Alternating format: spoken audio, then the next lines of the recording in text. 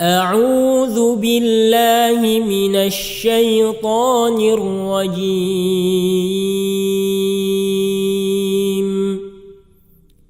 بسم الله الرحمن الرحيم.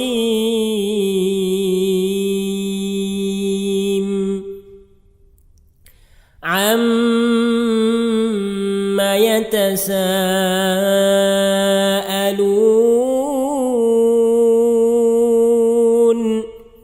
عن النبأ العظيم الذي هم فيه مختلفون كلا سيعلمون ثم كلا سيعلمون ألم نجعل الأرض مهادا والجبال أوتادا وخلقناكم أزواجا وجعلنا نومكم سباتا وجعلنا الليل لباسا وجعلنا النهار معاشا وبنينا فوقكم سبعا شدادا وجعلنا سراجا وهاجا وأنزلنا من المعصرات ماء ثجاجا لنخرج به حبا ونباتا وجنات ألفافا إن يوم الفصل كان ميقاتا يوم ينفخ في الصور فتأتون أفواجا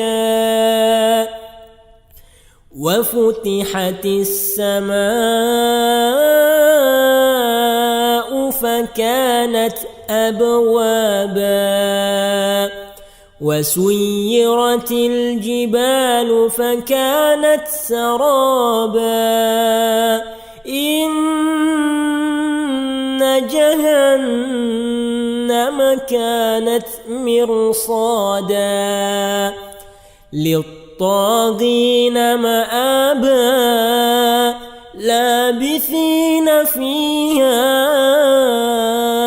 أحقابا لا يذوقون فيها بردا ولا شرابا إلا حميما وغساقا جزاء وفاقا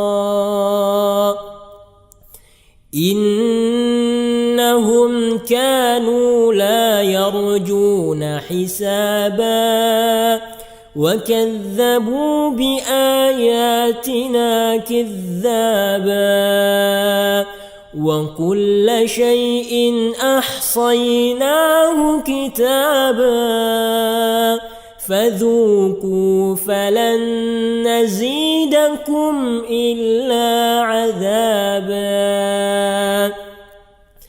إن للمتقين مفازا حدائق وأعنابا وكواعب أترابا وكأسا دهاقا لا يسمعون فيها لغوا ولا كذابا جزاء من ربهم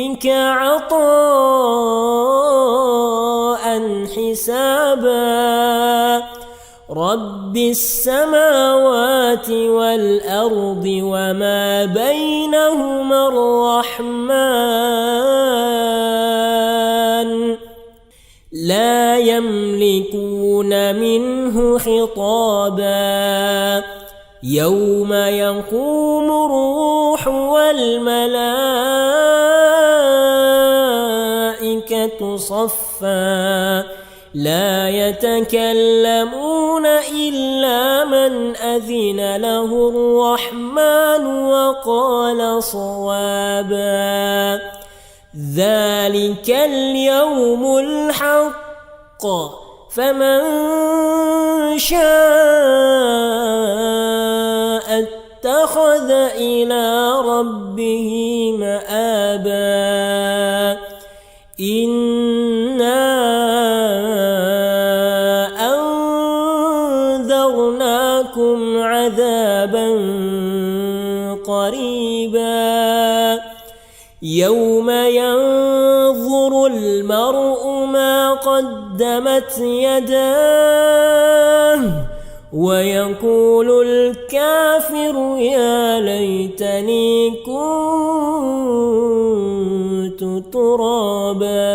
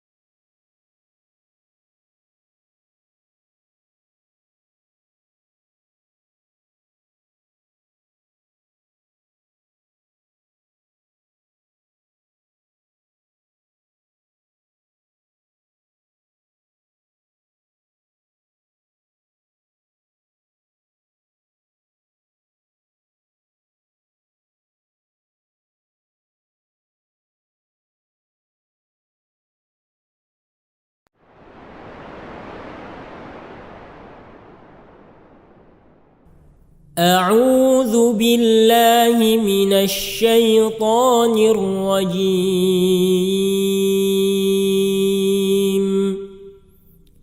بسم الله الرحمن الرحيم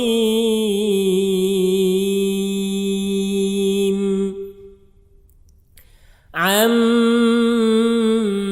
يتساءلون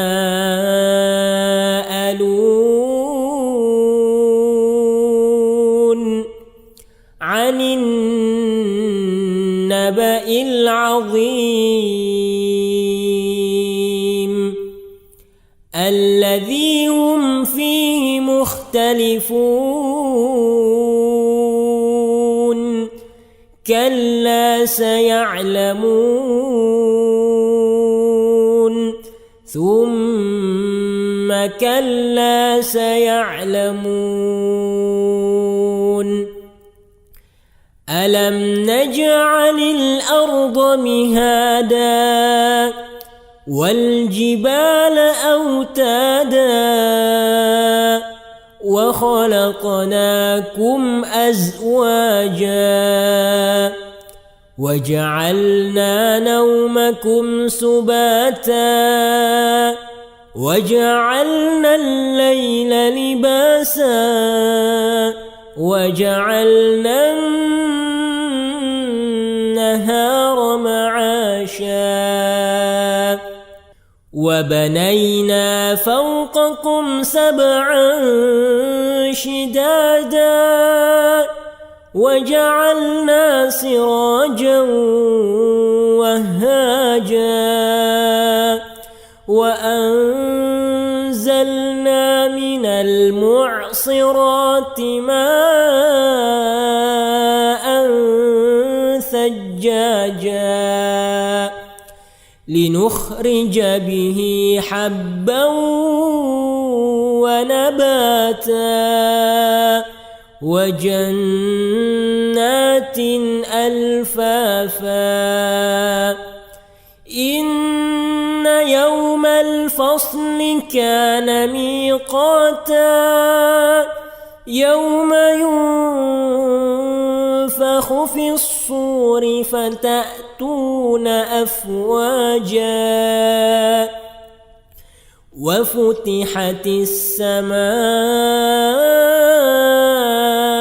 فكانت أبوابا وسيرت الجبال فكانت سرابا إن جهنم كانت مرصادا. Yaumiddin amma ba'd. Para hadirin puas sekalian dan anak-anakku sekalian, hafizakumullahu ta'ala jami'an. Alhamdulillah, pada malam hari ini, di malam Rabu, di malam yang ke-17 di bulan Safar 1444 Hijriah, dengan izin Allah dan taufiknya kembali kita berkesempatan untuk hadir bermajlis guna sama-sama menelaah dan mempelajari pesan-pesan dari Nabi kita yang tercinta, junjungan kita Rasulullah Muhammad sallallahu alaihi wasallam, mempelajari hadis-hadis beliau yang berkaitan dengan persoalan adab dan akhlak yang dihimpun oleh Al-Imam Amirul Mukminin fil Hadis Jabalul Hifadz Al-Imam Abu Abdullah Muhammad bin Ismail Al-Bukhari rahimahullahu ta'ala rahmatan wasi'ah. Jamaah sekalian, pada pertemuan kita yang paling terakhir di malam Rabu yang lalu, kita sudah membahas tentang bab at-tabassum, ya, bab tentang senyum dan hal-hal yang terkait dengannya. Setelah pembahasan masalah tabassum, Al-Imam Al-Bukhari rahimahullahu ta'ala ingin membahas untuk kita permasalahan yang dekat dengan tabassum, yaitu persoalan ad-dhahik, tertawa. Jika saja ya dalam pembahasan tabassum kita sudah baca dan kita sudah fahami bahwa dia hukum asal adalah sesuatu yang dianjurkan, utamanya ketika kita berjumpa dengan saudara-saudara kita, bagaimana yang ditunjukkan langsung oleh Nabi kita yang tercinta Rasulullah SAW, yang terus dikenang oleh sahabatnya seperti siapa? Jarir bin Abdullah siapa? Al-Bajali radhiyallahu ta'ala anhu, yang terus menjadi kenangan manis bersama dengan Nabi sallallahu alaihi wasallam, walaupun beliau tidak lama bersama dengan Nabi, namun sejak masuk Islam hingga wafatnya Nabi sallallahu alaihi wasallam, hal yang paling diingatnya adalah beliau seorang yang senantiasa menemuinya dalam keadaan senyum. Kemudian juga kita sudah jelaskan bahwa itulah sunnah yang diajarkan oleh Nabi kita sallallahu alaihi wasallam, yaitu senyum dan tidak sampai kepada tawa yang berlebihan. Bahkan kadang di pembahasan yang terakhir kita sudah membahas bahwa di waktu-waktu yang kadang seseorang pada bergembira, namun luput dari mereka hikmah-hikmah di balik nikmat yang Allah berikan kepadanya. Nabi kita sallallahu alaihi wasallam justru tampak pada raut wajahnya kesedihan, sebagaimana ketika awan mendung yang merupakan salah satu tanda hujan akan turun, dan ini hal yang sangat menggembirakan umumnya orang di waktu itu, atau umumnya orang di negeri-negeri yang sangat minim curah hujannya. Namun justru Nabi kita sallallahu alaihi wasallam kadang ditangkap dari raut wajahnya perasaan cemas dan sedih, tidak ada senyum padanya, dan ini yang mengundang tanya dari Aisyah radhiyallahu anha, dan diterangkan bahwa ternyata kadang kita menyangka kita berada dalam nikmat atau kita akan didatangi oleh nikmat, padahal justru yang datang adalah siksa dari Allah Subhanahu wa taala, sebagaimana yang terjadi pada kaum Ad, kaumnya Nabi Hud alaihi assalam. Kemudian setelah itu adalah bab ad-dhahik. Adapun bab ad-dhahik ini bab tentang tertawa. Imam Bukhari rahimahullahu taala menyebutkan untuk kita 3 hadis. Menyebutkan untuk kita 3 hadis yang menjelaskan bagaimana itu tawa. Apakah boleh ataukah tidak boleh sama sekali? Dan jika boleh atau tidak, apakah ada kadarnya atau bagaimana? Sebelumnya perlu untuk kita tahu, tawa ya, sudah tahu ya apa itu tertawa, tertawa. Tapi adakah di antara kita yang tidak pernah tertawa? Apa lawan dari tertawa? Ya. Kalau senyum, apa lawan dari senyum? Senyum sedih katanya. Ya, sedih. Ya. Senyum sedih. Senang mungkin sedih, ya. Kalau senyum, ya, murung ya, mungkin juga bisa. Jahit. Kalau tertawa, menangis, ya. Dan ini di antara hal yang merupakan kodrat kita sebagai manusia.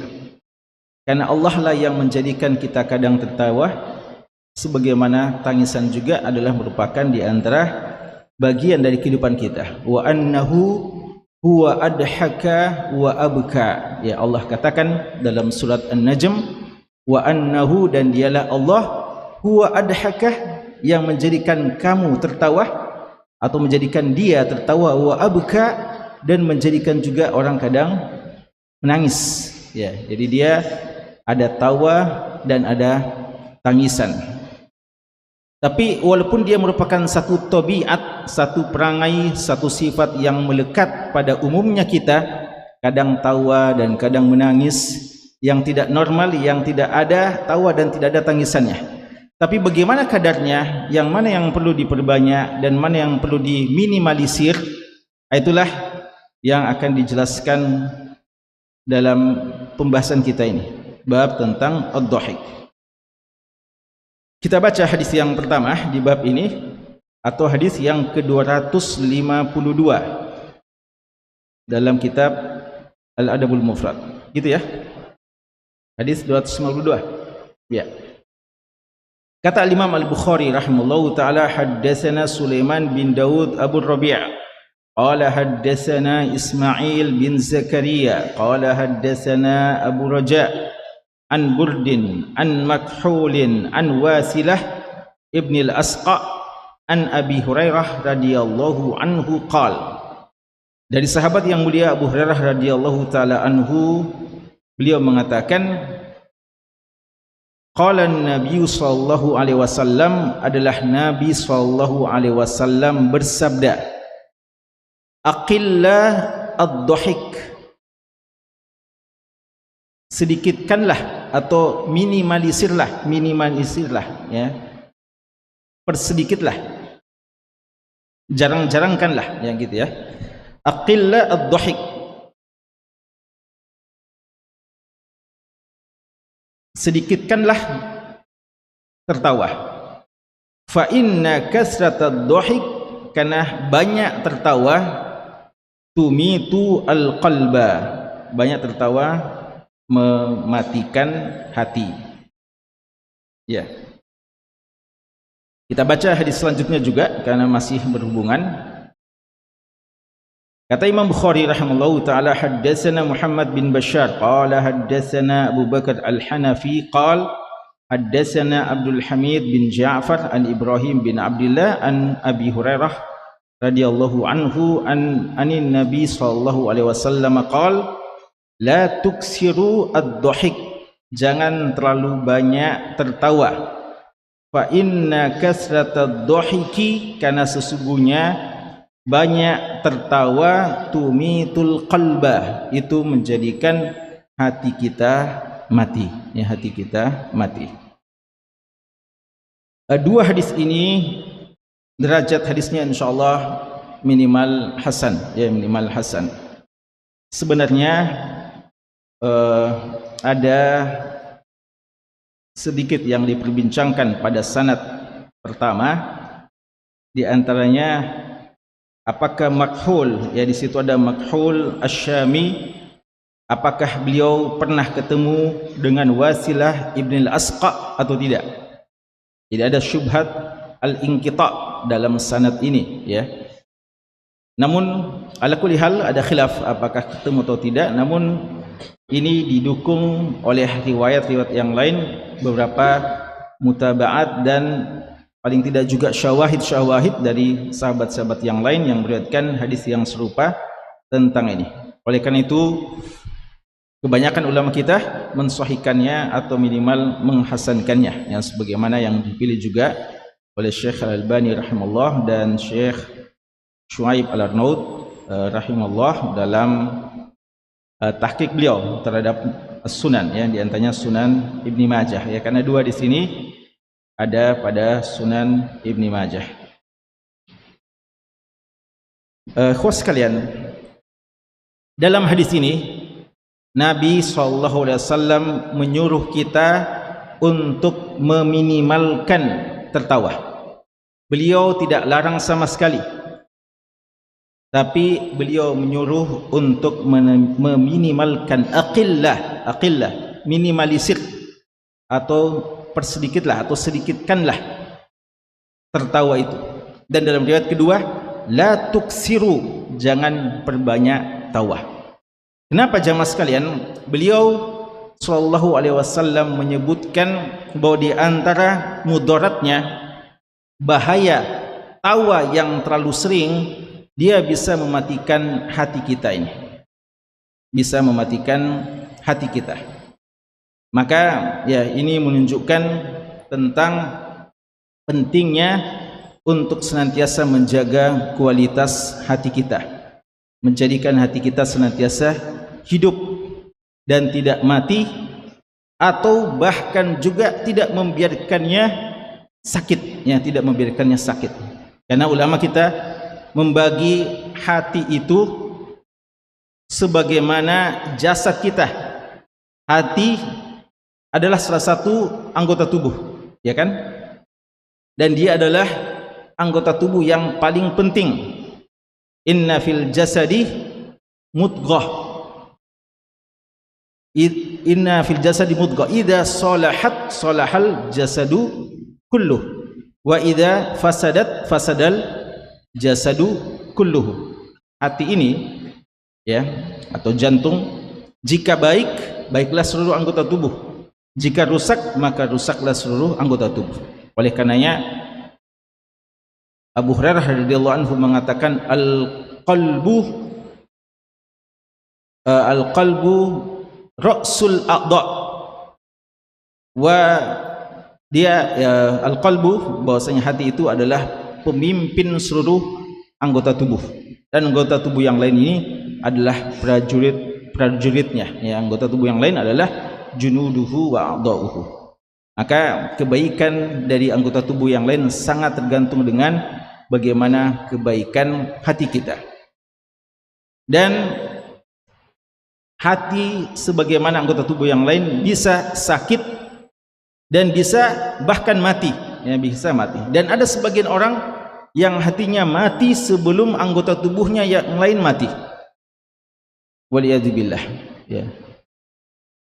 Banyak orang menyedihkan dan mempersoalkan anggota tubuhnya yang sedang sakit dan merasa dirinya sudah hampir mati.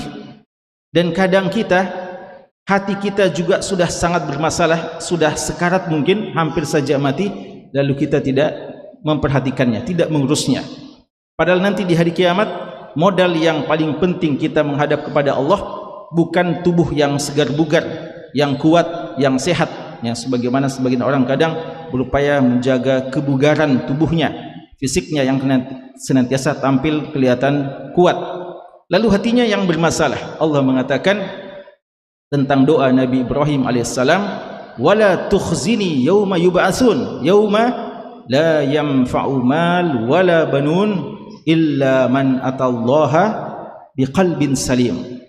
Ya Allah, kata Nabi Ibrahim alaihissalam, jangan engkau kecewakan aku, jangan engkau sengsarakan aku, jangan engkau hinakan aku di hari ketika seluruh manusia dibangkitkan. Kapan itu? Hari kiamat. Hari kiamat, kata Nabi Ibrahim alaihissalam, yang Allah kutip doanya dalam Al-Quran, la yanfa'u mal wala banun, tidak lagi bermanfaat harta benda kita yang kita usahakan di dunia ini, dan juga tidak anak-anak yang kita bangga-banggakan. Tapi apa yang paling penting modal kita menghadap Allah Subhanahu wa taala?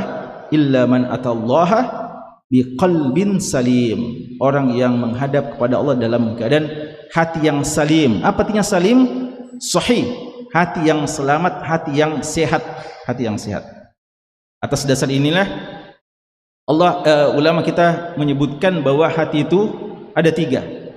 Hati yang sehat, hati yang sakit, fi qulubihim marad, dan hati yang mayyit, hatinya orang-orang kafir yang terkunci.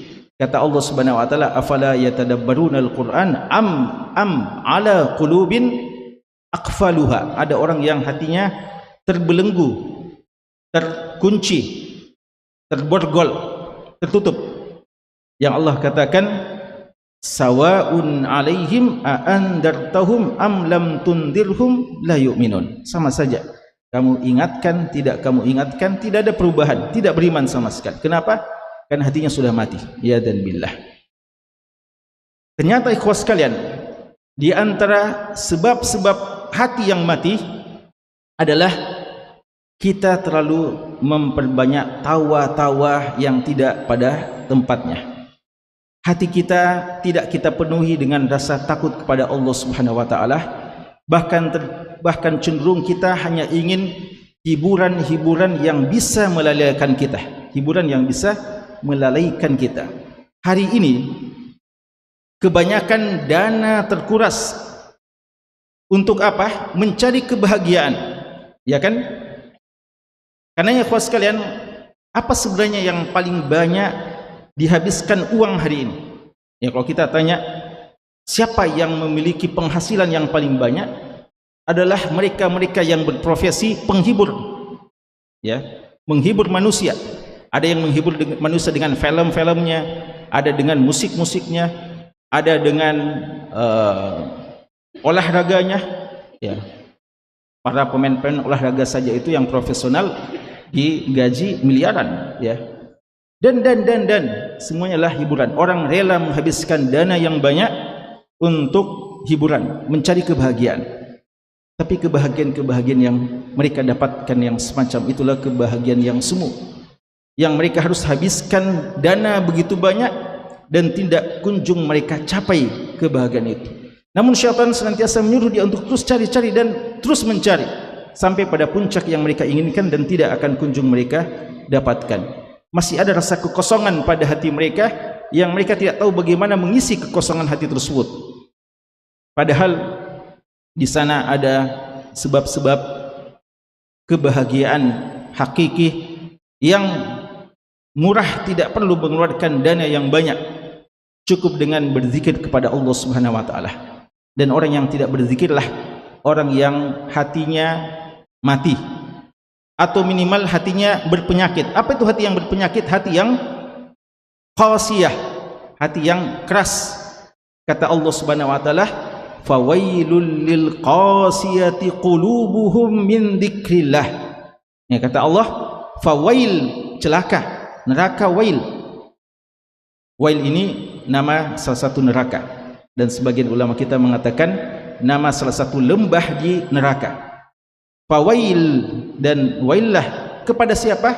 Lil qasiyati qulubuhum, kepada orang yang hatinya qasiyah, keras hatinya, min dzikrillah, dari berzikir kepada Allah Subhanahu wa taala. Sebagian orang tidak bisa berzikir kepada Allah, padahal tubuhnya begitu sehat, kelihatan begitu kuat, namun anggota tubuh yang paling mudah digerakkan tidak bisa digerakkan untuk zikir kepada Allah. Lisannya banyak diaktifkan, cuma sayang keaktifan lisannya kadang untuk hal-hal yang tidak bermanfaat. Untuk zikir saja, subhanallah walhamdulillah wala ilaha illallah wallahu akbar, tidak pernah mereka ucapkan. Inilah orang yang mati di sisi Allah. Makanya kata Nabi kita sallallahu alaihi wasallam dalam hadis Bukhari, masalul ladzi yadhkuru rabbahu walladzi la yadhkuru rabbahu kamasalil hayyi wal mayyit. Perumpamaan orang yang berzikir kepada Allah dan tidak berzikir kepada Allah bagaikan perumpamaan orang yang hidup dan orang yang mati. Ya, Allah Subhanahu wa taala katakan bahwa orang yang tidak zikir kepada Allah itulah orang yang mati, dan orang yang hidup sesungguhnya itulah orang yang banyak berzikir kepada Allah Subhanahu wa taala. Dan secara umum, untuk mau hidup hati kita dan hidup yang sesungguhnya di sisi Allah adalah dengan menjalankan syariat-syariatnya. Ya ayyuhalladzina amanu stajibu lillahi walir rasul idza da'akum lima yuhyikum. Kata Allah Subhanahu wa taala, wahai sekalian orang-orang beriman, istajibu lillahi walir rasul.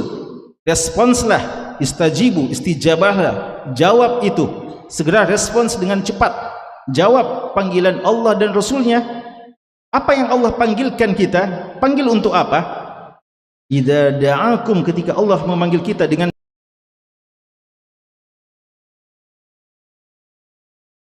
syariatnya, untuk apa? Lima yuhyikum, untuk menghidupkan kalian. Subhanallah. Kita merasa kita sudah hidup, ternyata Allah mengatakan, jawablah panggilan Allah dan Rasulnya, disitulah kalian baru bisa hidup dengan kehidupan yang hakiki. Inna syarrad dawab indallahi alladzina indallah summuhumul ladzina la yaqilun la yaqilun.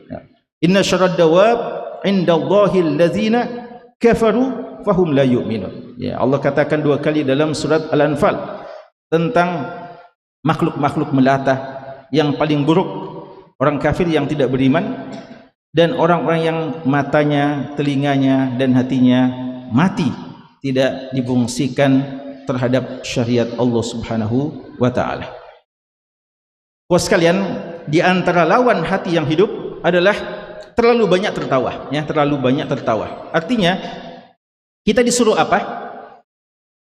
Ada kaidah yang disebutkan oleh ulama kita. Kaidahnya mengatakan al-amru bisyai' an-nahyu an diddihi wan nahyu an syai'i al-amru bididdihi. Ketika Allah memerintahkan sesuatu, berarti Allah melarang kebalikannya. Ketika Allah atau syariat ini melarang sesuatu, berarti diperintahkan apa? Kebalikannya. Kita disuruh ma'ruf, dilarang apa? Mungkar. Kita disuruh meninggalkan kemungkaran, disuruh melakukan ketaatan. Kita disuruh untuk sunnah, disuruh menjauhi bid'ah, dan seterusnya. Maka ketika kita diperintahkan untuk meminimalisir tawa, maka kita diperintahkan untuk banyak menangis. Ya, sebagaimana yang akan dijelaskan pada hadis setelahnya, ya.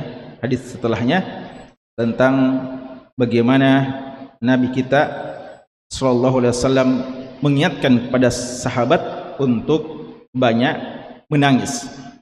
Menangis apa yang dimaksudkan? Kawan sekalian, menangis yang dimaksudkan adalah menangis yang didasari oleh dua hal. Bukan yang sekadar menangis, ya banyak juga orang hidupnya penuh dengan tangisan. Kenapa? Dia merasa paling sengsara di dunia ini. Ya, ada orang yang hidupnya ini sedih terus. Makanya ada buku itu, La Tahzan, jangan sedih. Orang mukmin itu dilarang juga terlalu sedih. Wa antumul a'launa in kuntum mu'minin, karena kita yang tertinggi. Apa maksudnya dilarang sedih? Sedih ketika kita merasa kita kecil, kita rendah, kita hina di hadapan musuh-musuh kita, di hadapan para ahlud dunia. Perasaan minder, khajal, perasaan hina, perasaan rendah diri itu tidak boleh ada pada seorang mukmin. Ketika kita merasa kecil dengan keimanan kita, lalu merasa kecil dengan apa yang ada pada materi-materi dunia kita yang kelihatan sedikit, padahal itu bukan standar di sisi Allah. Maka nangis, terlalu menangisi nasib ini, ya, ini bukan tangisan yang dianjurkan, bukan tangisan yang menghidupkan hati. Tapi tangisan yang menghidupkan hati adalah tangisan disebabkan satu di antara dua hal, yaitu pertama, al-buka min khasyatillah. Al-buka min khasyatillah, kita menangis karena takut kepada Allah Subhanahu wa taala. Kita tangisi dosa-dosa kita dan kita menyadari begitu banyak kelalaian-kelalaian kita. Dan kita membaca ayat-ayat Allah dan kita rasa bahwa kita masih begitu jauh dari apa yang Allah arahkan, dan kita begitu dekat rasanya dengan apa yang Allah larang. Maka pada saat itu kita menangis, ya, menangis dan menangis. Makanya di antara sunnah yang dianjurkan adalah ketika kita membaca Al-Quran, kita berusaha menghayatinya dan kita seakan menangis, ya. Dan di antara orang yang terbaik adalah ketika kita mendengarkan dia membaca Al-Quran, kita merasakan bahwa dia takut kepada Allah Subhanahu wa ta'ala. Makanya para sahabat Nabi SAW, dan di antaranya Umar bin Khattab radhiyallahu anhu, beliau itu kadang mendatangi Ubay bin Ka'ab. Siapa itu Ubay bin Ka'ab? Seorang sahabat yang aqra'uhum li kitabillah, sahabat yang paling qari, yang dipercayakan oleh Umar bin Khattab sebagai imam salat tarawih di masa Khalifah Umar bin Khattab radhiyallahu anhu. Aqra'uhum li kitabillah, Ubay. Kadang Umar bin Khattab mendatangi Ubay dan mengatakan, zakirna bi rabbina, wahai Ubay, ingatkan lagi kami kepada Rabb kami. Hati sudah terasa agak keras, tolong ingatkan lagi kepada Allah Subhanahu wa taala. Maka Ubay membacakan Al-Quran, lalu ditadabburi, maka menangislah mereka mendengarkan bacaan Ubay yang begitu berkesan. Dan itulah kenapa Nabi kita sallallahu alaihi wasallam menyuruh kepada Abdullah bin Mas'ud radhiyallahu anhu, iqra alayya, bacakanlah kepadaku. Abdullah bin Mas'ud mengatakan, aqra'u alayka wa alayka unzil, bagaimana mungkin ya Rasulullah saya bacakan kepadamu Al-Quran padahal Al-Quran ini diturunkan kepadamu. Beliau mengatakan, uhibbu an asma'a min ghairi, saya suka mendengarkan Al-Quran dari selainku. Padahal beliau itu kalau mengaji juga yang terbaik, yang terindah, sebagaimana yang diceritakan oleh para sahabat-sahabat yang lain.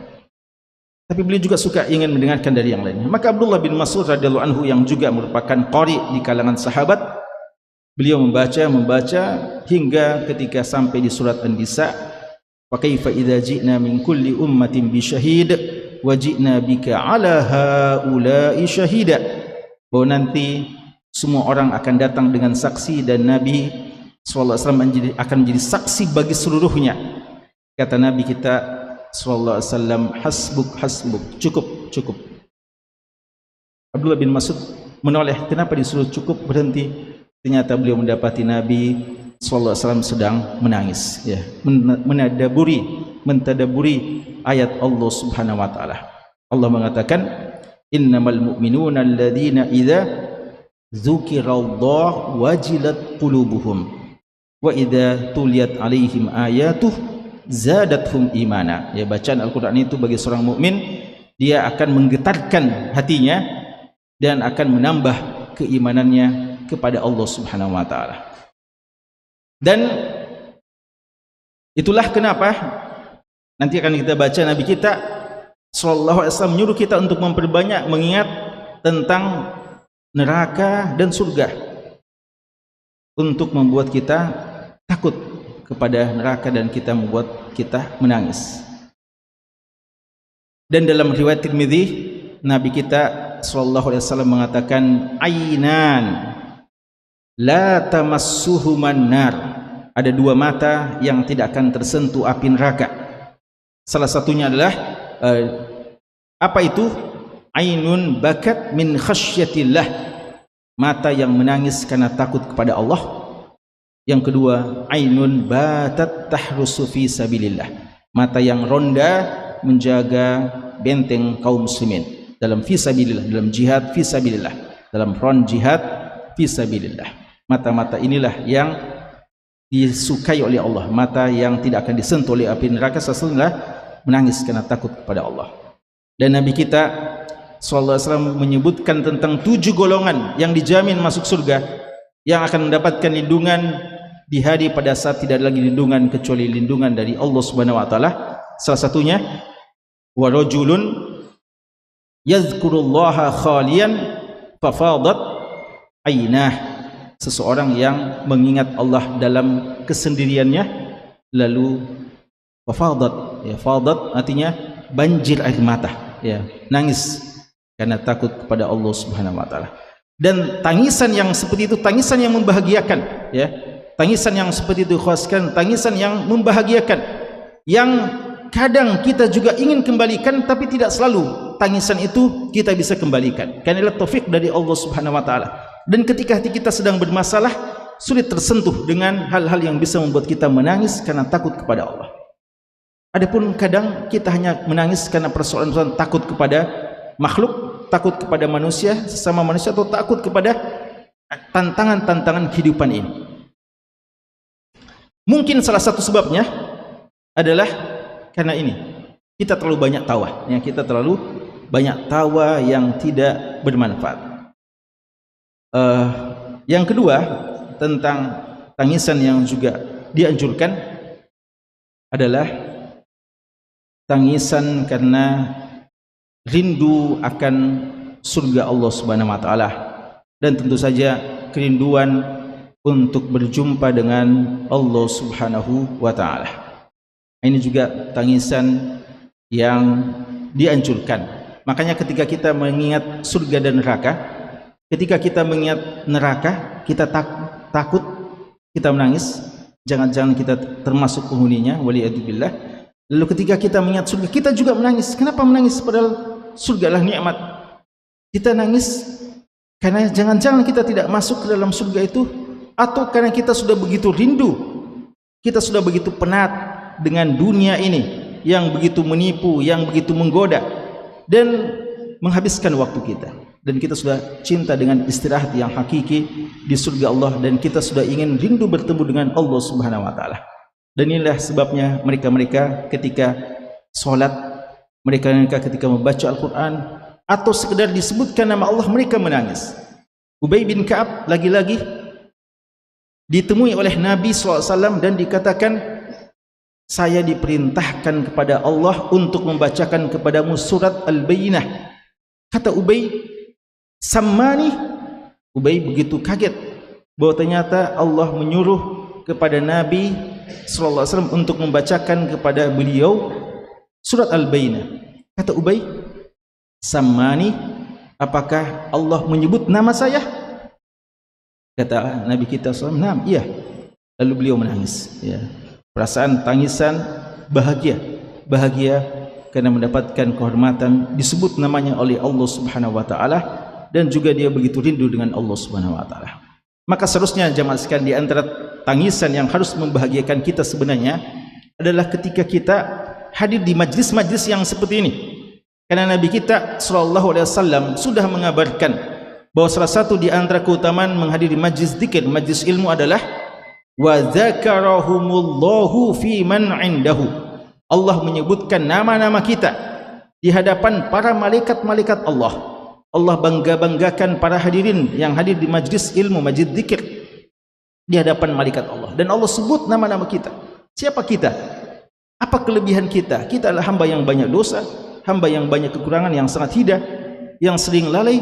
Namun Allah Subhanahu wa taala tidak memperhatikan semuanya itu. Allah memaafkan kita, bahkan Allah membangga-banggakan kita, satu persatu disebutkan namanya di hadapan malaikat Allah Subhanahu wa taala. Maka seharusnya ini kita jika merenunginya, kita menangis bahagia, ya, kita bersyukur kepada Allah atas nikmat mencintai majlis-majlis ilmu dan majlis-majlis zikir, dan kita perlu mengupayakannya. Maka seharusnya ketika hati sementara keras lagi, maka kita mau untuk menenangkannya dengan mengingat kenikmatan-kenikmatan akhirat, kenikmatan-kenikmatan surga. Dan salah satu kenikmatan surga dirasakan dengan majlis zikir seperti ini. Kata Nabi kita sallallahu alaihi wasallam, wa idza marartum bi riyadil jannah farta'u. Jika kalian sementara melewati kebun-kebun surga, singgahlah. Para sahabat mengatakan, wa ma riyadul jannah ya Rasulullah? Apa itu kebun-kebun surga di dunia ini? Kebun surga yang bisa menenangkan hati-hati kami di dunia sebelum di surga kelak. Nabi kita sallallahu alaihi wasallam mengatakan, hilaquz zikr, halaqah zikir, halaqah mengingat Allah Subhanahu wa taala. Kata Atha bin Abi Rabah, halaqah zikir adalah majlis-majlis ilmu, majlis halal dan haram, majlis-majlis tentang ilmu fikih dan hal yang bermanfaat pada kita dari ilmu-ilmu tersebut. Oleh karenanya Abu Bakar radhiyallahu anhu dan Umar bin Khattab radhiyallahu anhu kadang di masa-masa ketika mereka mau lagi menenangkan hati mereka, mereka mendatangi Ummu Aiman. Mendatangi siapa? Ummu Aiman. Siapa itu Ummu Aiman? Ummu Aiman adalah yang pernah menyusui Nabi kita sallallahu alaihi wasallam, yang pernah mengasuh Nabi kita sallallahu alaihi wasallam, yang pernah mengasuh Nabi kita sallallahu alaihi wasallam, ibu dari Usamah radhiyallahu taala anhu. Apa maksud kedua sahabat yang paling mulia ini mendatangi Ummu Aiman? Karena mereka tahu Ummu Aiman termasuk yang paling banyak menemani Nabi sallallahu alaihi wasallam. Maka ingin lagi diberikan kenangan-kenangan tentang Nabi. Tolong ceritakan lagi, ingatkanlah kami lagi tentang Nabi sallallahu alaihi wasallam. Lalu diingatkan. Belum lama Ummu Aiman cerita tentang Nabi, kedua sahabat ini sudah tidak bisa menahan air matanya. Rindu kembali untuk bersama dengan Nabi sallallahu alaihi wasallam. Makanya ketika Fathu Syam, ketika Syam ditaklukkan, maka mereka ingin kembali mengembalikan memori indah bersama dengan Nabi sallallahu alaihi wasallam. Pada saat itu azan mau dikumandangkan. Sudah begitu lama mereka rindu mendengarkan azannya Bilal radhiyallahu taala, yang sudah sekian lama pensiun dari azan, tidak lagi mau azan sepeninggal Nabi sallallahu alaihi wasallam. Bukan karena tidak lagi mau mendapatkan keutamaan azan, tapi beliau tidak kuat lagi untuk azan sepeninggal Nabi sallallahu alaihi wasallam. Karena kapan beliau sampai pada lafaz asyhadu anna Muhammadar Rasulullah, beliau tidak kuat menahan air matanya, tangisannya. Tapi momen itu momen yang sangat menggembirakan para sahabat. Syam ditaklukkan di masa Umar bin Khattab radhiyallahu anhu, maka mereka meminta dengan sangat kepada Bilal untuk mau azan. Lalu azan, lalu Bilal akhirnya dengan perasaan berat azan. Dan ketika sampai pada asyhadu anna Muhammadar Rasulullah, apa yang beliau khawatirkan terjadi. Ya, beliau tidak mampu menahan tangisannya dan sulit untuk melanjutkan, dan para sahabat semuanya menangis pada waktu itu. Ya, mengingat akan indahnya bersama bermajlis dengan Nabi sallallahu alaihi wasallam. Tangisan-tangisan yang seperti ini, khusus sekalian, sekali lagi tangisan yang sangat membahagiakan, yang tidak bisa direkayasa, sulit untuk direkayasa. Biar orang bisa pintar menangis dalam sandiwara-sandiwara, dia tidak akan merasakan bahagia menangis karena membaca ayat-ayat Allah, menangis ketika solat, atau menangis dalam kesendirian kita bersepi-sepi di tengah-tengah malam untuk mengingat Allah Subhanahu wa taala. Adapun jika sebaliknya, tawa-tawa yang hanya melalaikan kita, apalagi tawa-tawa biasanya dibumbui dengan hal-hal yang membuat kita berdosa kepada Allah. Biasanya orang kalau dia sudah campur ya biasanya kalau dia sudah berusaha membuat orang tertawa, orang belum tertawa, maka dia bumbui dengan hal yang mungkin porno, cabul, atau hal yang paling tidak sangat tidak boleh untuk dikatakan. Di situ kadang semua orang pada tertawa. Padahal ini justru adalah hal-hal yang perlu untuk dihindari, ya. Dan inilah yang sebenarnya yang mematikan hati-hati kita, ya, mematikan hati-hati kita. Dan ini yang seharusnya kita saling nasihat-nasihati untuk diminimalkan, ya. Sungguh sangat disayangkan kadang-kadang, ya, sebagian orang menjadikan dakwah itu harus dengan yang seperti ini, ya. Bahkan ada yang mengatakan usahakan yang bisa bikin lucu-lucu, bikin tertawa. Sampai dalam khutbatul Jum'ah pun kadang sangat disenangi orang yang bisa membuat tertawa hadirin. Padahal Jabir bin Abdullah radhiyallahu anhu mengatakan adalah Nabi kita sallallahu alaihi wasallam jika berkhutbah ala sautuhu washtadda ghadabuhu wahmarrat aynahu ka'annahu mundirun jaisha. Adalah Nabi sallallahu alaihi wasallam kalau khutbah Jumat merah wajah, merah matanya, dan besar rasa seperti marah, dan tinggi suaranya seakan-akan beliau memimpin pasukan, ya. Sehingga ya tidak mungkin pada saat itu beliau membuat orang-orang tertawa, ya. Apalagi kalau tawa-tawa yang disebabkan dengan dusta kita, dengan hal yang bohong, ya. Ini hal yang bisa mematikan hati kita. Dan termasuk tawa ketika kita mendapatkan kebahagiaan dan kenikmatan, lalu kita hanya sekedar tawa saja dan lupa untuk mengembalikan kesyukuran kepada Allah. Ini yang bahaya, dan inilah yang Allah ingatkan tentang Qarun. Allah mengatakan sebagaimana dinasihati oleh orang-orang yang ada di zamannya, la tafrah innallaha la yuhibbul farihin. Jangan terlalu gembira yang membuat kita sombong dan senang berlebihan, karena Allah tidak suka orang yang terlalu senang. Apa maksudnya tidak senang dengan orang yang senang? Artinya orang yang dengan kenikmatannya merasa sombong dan hebat dan mengatakan sayalah ini semuanya tercapai karena kehebatan saya, ya. Kan itu kawan sekalian, ini tawa-tawa yang perlu untuk dihindari, tapi ada kadarnya. Bagaimana kadarnya? Ini hadis yang terakhir yang kita bahas, ya. Ya sedikit lagi insyaallah. Kata Imam Bukhari rahimahullahu taala, haddatsana Musa qala haddatsana Rabi' bin Muslim qala haddatsana Muhammad bin Ziyad an Abi Hurairah radhiyallahu anhu qala yakhruju an-nabiy sallallahu alaihi wasallam ala rahtin. Pada satu hari Nabi sallallahu alaihi wasallam keluar dan menemui rahtin. Rahtin itu kaum, beberapa orang. Min ashabihi, dari kalangan sahabatnya. Yadhakun, waktu itu mereka sedang tertawa-tawa, ya, sedang tawa. Wa yatahaddatsun, sambil cerita-cerita, ya kan biasa itu kalau kita kumpul-kumpul, ya kita senang-senang pada tertawa-tertawa. Itu pernah dialami oleh para sahabat.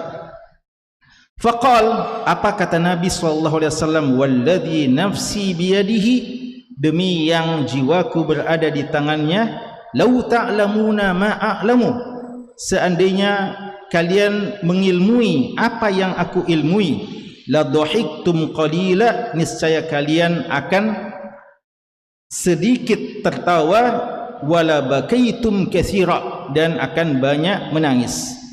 Summan saraf, kemudian setelah itu beliau pergi.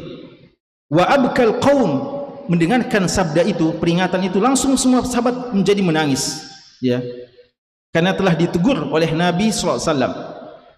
Wa auhallahu azza wa jalla ilaihi, namun Allah mewahyukan kepada Nabi SAW, ya Muhammad, wahai Muhammad, lima tuqannitu ibadi, kenapa kamu menjadikan hamba-hambaku putus asa, ya, karena seakan-akan tidak boleh menangis tidak boleh tertawa sama sekali, ya, sampai semua pada menangis langsung. Kenapa engkau menjadikan para hambaku putus asa dengan ucapanmu? Faraja'an Nabi SAW, maka Nabi SAW kembali mengatakan, faqal abshiru, bergembiralah, wasaddidu, usahakan senantiasa tetap dalam hal yang terbaik, pas betul, ideal betul, wa qaribu, dan jika tidak maka dekat-dekatilah hal yang minimal, yang dekatilah yang terbaik itu. Apa pelajaran yang bisa kita ambil dari hadis ini, kawan sekalian? Pertama, bahwa para sahabat pun dulu kadang kumpul-kumpul dan tertawa, ya, tertawa. Dan di antara majlis yang biasa mereka tertawa adalah sebagaimana yang disebutkan oleh para sahabat Abdullah bin Umar dan yang lainnya, mengatakan kadang setelah sholat subuh, setelah mereka dzikir-dzikir dan yang lainnya, mereka pada kumpul-kumpul dan mereka kadang tertawa, utamanya ketika mengingat masa-masa jahiliyah mereka.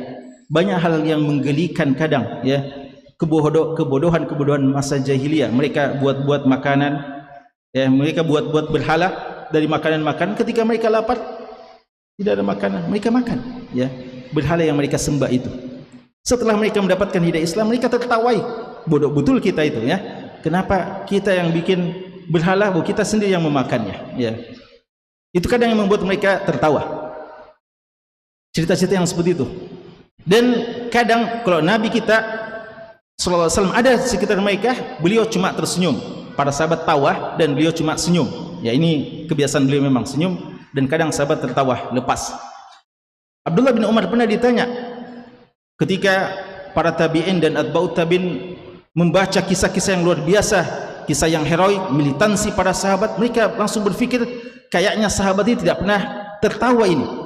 Maka ditanya Abdullah bin Umar, hal kana sahabat yadhakun? Apakah sahabat itu juga kadang tertawa? Apa kata beliau? Naam, kanu yadhakun walakinna imanahum a'zamu minal jibal.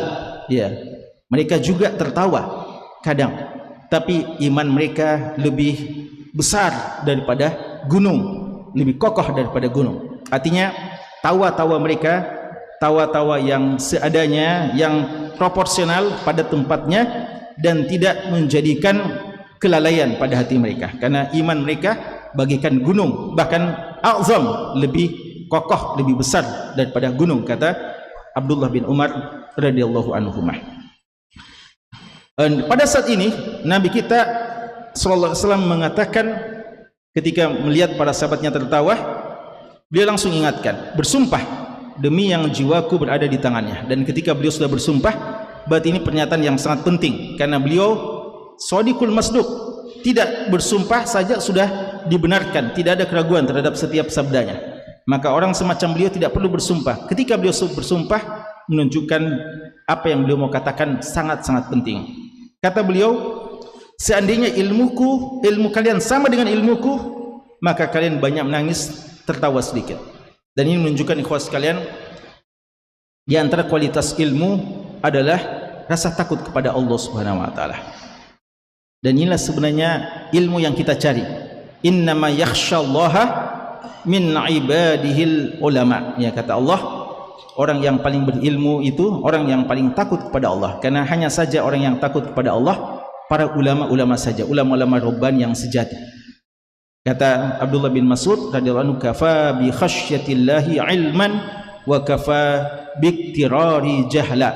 Cukuplah rasa takut kepada Allah, itu tanda keilmuan seseorang, dan cukuplah kebanggaan dan tertipu terhadap ilmunya, itu adalah tanda kejahilannya. Waliyadzubillah. Maka orang yang paling takut kepada Allah adalah Nabi SAW, karena beliau adalah orang yang paling berilmu.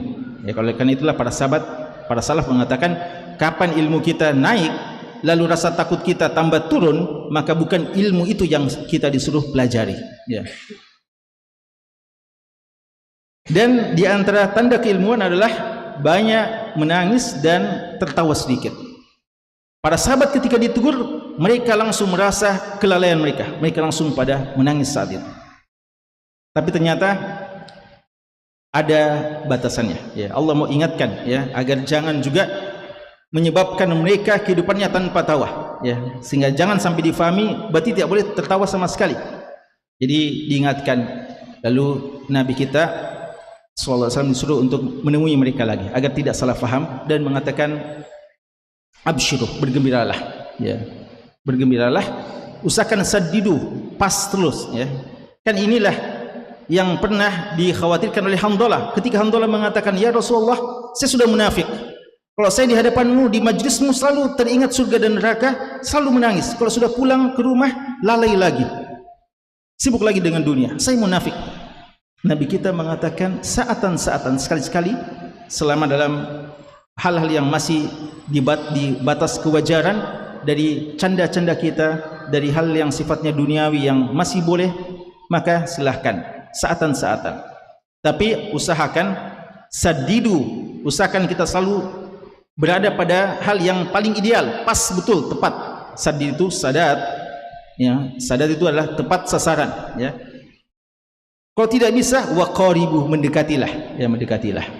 Ya, jadi diingatkan bahwa kalau tidak bisa meninggalkan sama sekali, maka paling tidak jaga terus keimanan kita.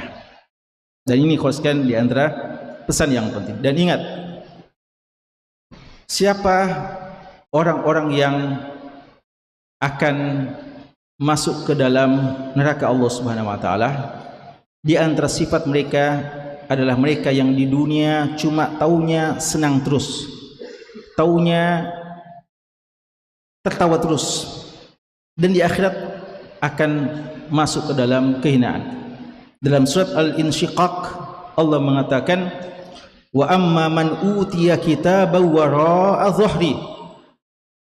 Adapun orang yang diberikan kitab dengan tangan kirinya, kitab dari arah belakangnya, ya, dengan tangan kirinya, lalu di belakangnya lagi, fasaufa yad'u subura, akan dipanggil dengan kebinasaan, wa yasla sa'ira, dan masuk kepada neraka yang menyala-nyala. Kenapa mereka ini begitu mendapatkan kehidupan yang begitu hina di akhirat kelak? Apa kata Allah? Innahu kana fi ahlihi masrura. Mereka dulu di dunia, di tengah-tengah keluarganya, apa kelakuan mereka? Senang-senang terus, lupa akan akhirat, sibuk dengan dunia saja, merasa bahagia dengan kenikmatan dunia yang semu ini. Akhirnya justru akan mendapatkan kehinaan di hari kiamat. Bandingkan dengan apa yang Allah katakan dalam surat At-Tur, wa aqbala ba'dhum ala ba'din yatasaalun. Mereka saling berhadap-hadapan, pada penduduk surga saling berhadap-hadapan, lalu mereka saling menceritakan apa saja yang pernah mereka lakukan di dunia. Apa kata mereka? Di antara yang mereka mengatakan, inna kunna min qablu fi ahlina musyfiqin. Kami dulu di tengah-tengah keluarga kami kebanyakan diliputi rasa apa? Rasa takut, ya.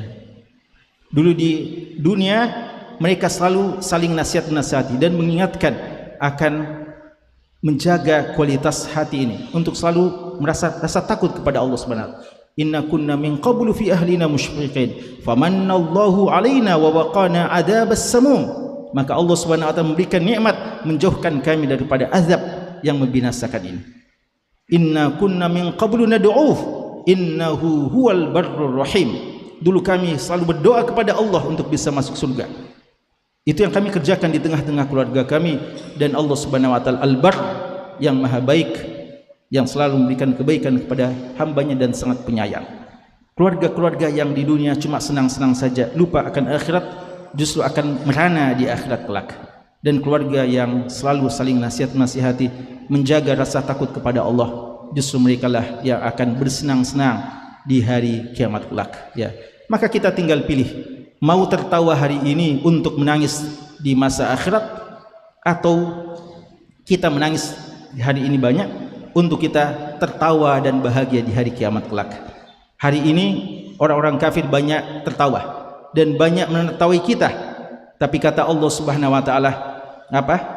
Fal yawmal ladzina amanu minal kuffari yadhakun. Nanti di hari kiamat kita yang menertawai mereka. Allah katakan falyadhaku qalila wal yabku katsira jazaa'an bima kanu yaksibun. Hendaknya mereka banyak menangis hari ini. Falyadhaku qalila, hendaknya mereka banyak tertawa hari ini. Silahkan banyak tertawa. Wal yabku katsira, tapi mereka di akhirat kelak di neraka akan banyak menangis. Kenapa? Jazaa'an bima kanu yaksibun, disebabkan perbuatan mereka. Jadi ikhwas sekalian, ya sekali lagi sebagai kesimpulan, tertawa yang pada batasannya tidak secara berlebihan dibolehkan. Bahkan membahagiakan saudara kita dengan hal-hal yang bisa menyenangkannya adalah sesuatu yang disunnahkan, membuat dia bahagia. Tapi jangan tawa yang berlebihan, tawa yang menyebabkan hati kita mati, tawa yang tidak sesuai dengan adab-adab tawa yang diajarkan oleh Nabi sallallahu alaihi wasallam. Kita butuh majlis-majlis yang membuat hati kita hidup dan rasa takut kepada Allah, dan hindari hati-hati yang justru hindari majlis-majlis yang justru melalaikan hati kita. Kelihatan orangnya bahagia, tawa semuanya, canda-canda semuanya tertawa, pada hakikatnya hati-hati mereka kering dan justru mereka jauh dari Allah Subhanahu wa taala. Semoga kita bisa memilih majlis-majlis yang seperti itu, dan semoga majlis kita senantiasa penuh dengan saling ingat mengingatkan untuk meningkatkan kualitas hati dan keimanan kita semuanya. Wallahu taala alam, wa sallallahu ala nabiyina Muhammad wa ala alihi washabbihi wasallam, walhamdulillahi rabbil alamin. Assalamualaikum warahmatullahi wabarakatuh. Hai sahabat inspirasi, kami sedang berada di daerah Kota Makassar. Hari ini tepat berada di lokasi pembangunan rumah tahfiz yang rencananya akan dibangun 3 lantai dan akan menampung beberapa santri yang akan belajar di sini. Besar bangunan ini panjang sekitar 36 meter dan luas bangunan ini sekitar 12 meter. Dan tentunya bangunan ini membutuhkan support dari para donatur dan muzaki agar pembangunan ini tetap berlanjut dan segera siap layak huni. Dan terima kasih kepada donatur dan musaki yang telah memberikan dukungan sampai saat ini. Semoga menjadi pemberat timbangan amal di akhirat nanti. Saya Ashari dari Wahda Inspirasi Zakat. Assalamualaikum warahmatullahi wabarakatuh.